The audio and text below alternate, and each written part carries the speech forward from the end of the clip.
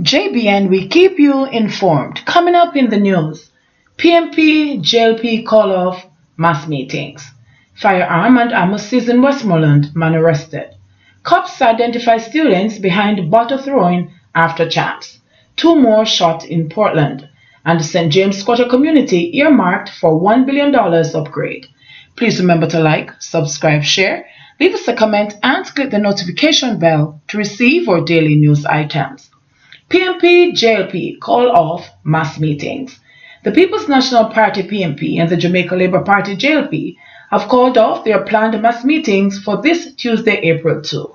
The announcement was made yesterday in a joint statement signed by Julian Robinson, the General Secretary of the PMP, JLP General Secretary Dr. Horace Chan, as well as PMP Campaign Director Maxine Henry Wilson and JLP Deputy Leader Desmond McKenzie. The development follows a controversy over whether the police had approved the request by the PMP for its meeting. In the joint statement, both parties agreed that consistent with electoral laws, there will be no campaigning on Wednesday. However, they say their agreements do not prevent local or other normal campaign activities. They have also committed to continue to urge political supporters and Portland Eastern residents to avoid confrontation. Firearm and ammo seized in Westmoreland, man arrested. A man is in police custody following the seizure of a firearm and several rounds of ammunition on the Causeway Main Road in Westmoreland on Monday.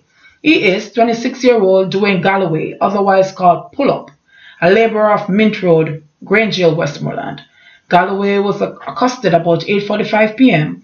after he reportedly aroused the suspicion of officers who were on duty in the area. The police said he was searched, and one HS-2000 9mm pistol with a magazine containing 13 9mm rounds of ammunition was found in his possession. He is subsequently arrested and charged with illegal possession of firearm and ammunition. Galloway is scheduled to appear before the court. Cops identify students behind the bottle throwing after champs. The police say they have identified a group of students who reportedly started a bottle throwing incident in the vicinity of the National Stadium after the completion of the Boys and Girls Athletics Championship there on Saturday night. Based on our investigation, we have identified several of the students who started the incident, a senior officer from the St. Andrews Central Police Division said. The investigating officer, however, declined to say which schools the offending students attended, saying steps were being made to talk to the respective school officials before particular information is publicly disclosed. The police said leading up to the championships, they had been hosting their Peace for Champs initiative, which involved police officers reaching out to various school communities to inform students about the importance of maintaining peace around the highly emotional annual sporting event. Reports are that on Saturday, a number of students were forced to scamper for cover as the altercation broke out between students from several schools. The police said as a result of the sudden development, some students who were still inside the stadium were told to remain inside, while law enforcers moved to bring the situation under control outside the facility. 2 more shot in Portland. 3 days following the shooting death of a man along West Street in Port Antonio, Portland, 2 men were shot and wounded there by a gunman in the wee hours of Monday morning. Both men, who are from Alls Haven in Port Antonio, were hospitalized in stable condition. Police report that sometime after 12 a.m., both men were standing along a section of West Street when an armed man approached them and opened fire before fleeing the area. The injured men were then assisted to the hospital. Monday morning's shooting incident follows the gun murder of 24-year-old Tevin McKenzie, also of Halls Avenue along West Street in Port Antonio, on Thursday night, March 28. 2 other men were hospitalized after being shot and wounded during the incident, which occurred sometime after 10 p.m. The police, who argued that the incident was not politically motivated, are still searching for the gunman responsible for the attack. Meanwhile, in a statement on Friday, the Jamaica Labour Party JLP identified McKenzie as one of its supporters and revealed that he was shot while a group of JLP supporters were on their way from a party meeting in Fellowship Eastern Portland. The statement noted that the party's General Secretary, Dr. Horace Chan, was troubled by reports emerging from sections of Port Antonio, including the Alls Avenue area where McKenzie resided, that scores of people were being threatened and told to leave the community because of their support for the JLP candidate Anne-Marie Vaz. in Thursday's Portland Eastern by-election. Chan further asked for a full probe into Mackenzie's killing.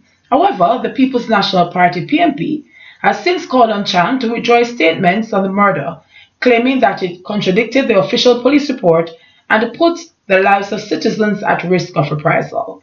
The constituents of Eastern Portland were asked to go to the polls after February's stabbing death of then Member of Parliament for the area, Dr. Linvale Bloomfield of the PNP.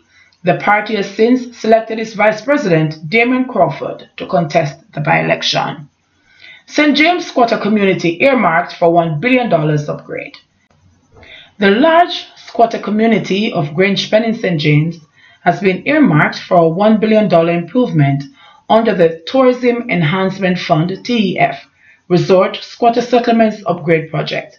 Tourism Minister and a Member of Parliament (MP) for the constituency, in which the development is slated to take place, Edmund Bartlett, made the announcement at a groundbreaking ceremony for the project on March 29. He said the project was started in 2010 as part of the then government's mission to provide housing solutions for workers in the tourism industry through the TEF. We're going to be building a level of development that you have never seen before in this parish. We have proposals for participants, requests for proposals out for public-private partnership for us to build those houses for the people, primarily workers of the tourism industry, he said. The Housing Agency of Jamaica, HAJ, will oversee the infrastructural upgrade for the regularization of 535 households in the community. This is equivalent to approximately 8,000 square feet per lot. The project is scheduled to take place over a 24-month period and is to include road scribing and paving, draining infrastructure, construction of a sewage treatment plant, supply connection to the National Water Commission (NWC), electricity distribution, and a land titling. A highway is also to be created from Grange Pen through Barrett Hall to Greenwood, signaling the next phase of the development for the area. Bartlett also shared that upon completion, the community of Grange Pen will be renamed. Minister without portfolio in the Ministry of Economic Growth and Job Creation, with responsibility for housing, Senator Pernell Charles Jr., added that it is perhaps everyone's dream to own their own home. It is my responsibility now to be the one to ensure that I drive the processes of accountability to make sure that we're providing the housing that is necessary to all communities across this country. He also stated that it is the government's goal to provide for low to middle income earners by giving them improved access to mortgages so that they can be able to go through the financing that is required to access the housing that will be provided across communities. Bartlett also announced that a major tourism development is in the works at Lilliput, which is to bring significant economic benefits to the people in Montego Bay. We have concluded much discussions. The purchase of the land has been completed in Phase 1 and Phase 2 is also being completed with the Rollins family. We will have close to 4,000 additional rooms, which will require a level of service from the people in this area. That way forward for us is an integrated, involved, and inclusive tourism, where the hotel developments and the communities are going to be one in the same, said Bartlett. Chairman of the HAJ, Norman Brown, and Councillor Anthony Murray for the St. James Municipal Corporation welcomed the development project in Grange Pen as an important initiative which should significantly transform the community.